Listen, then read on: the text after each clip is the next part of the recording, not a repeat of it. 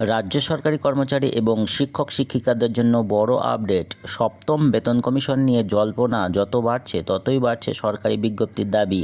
আর সেই দাবিতেই এবার মুখ্যমন্ত্রী শুভেন্দু অধিকারীকে চিঠি দিল একটি শিক্ষক সংগঠন।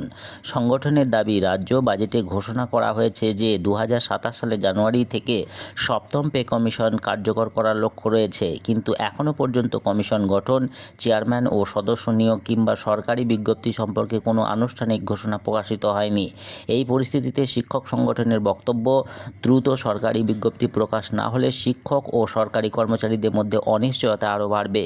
তাই তারা মুখ্যমন্ত্রীর কাছে অবিলম্বে কমিশন সংক্রান্ত সরকারি নির্দেশিকা জারির আবেদন জানিয়েছে।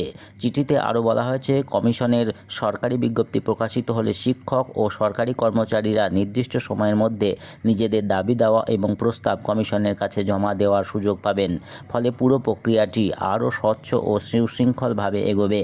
উল্লেখ্য, দীর্ঘদিন ধরেই মহার্ঘ ভাতা বা ডিএ এবং সপ্তম বেতন কমিশন বাস্তবায়নের দাবি জানিয়ে আসছেন রাজ্য সরকারি কর্মচারী ও শিক্ষক সংগঠনগুলি। বাজেটে ঘোষণার পর প্রত্যাশা অনেকটাই বেড়েছে, কিন্তু সরকারি বিজ্ঞপ্তি এখনও প্রকাশিত না হওয়ায় নতুন করে প্রশ্ন উঠেছে, কমিশন গঠনের আনুষ্ঠানিক প্রক্রিয়া কতদূর ঠিক এগিয়েছে।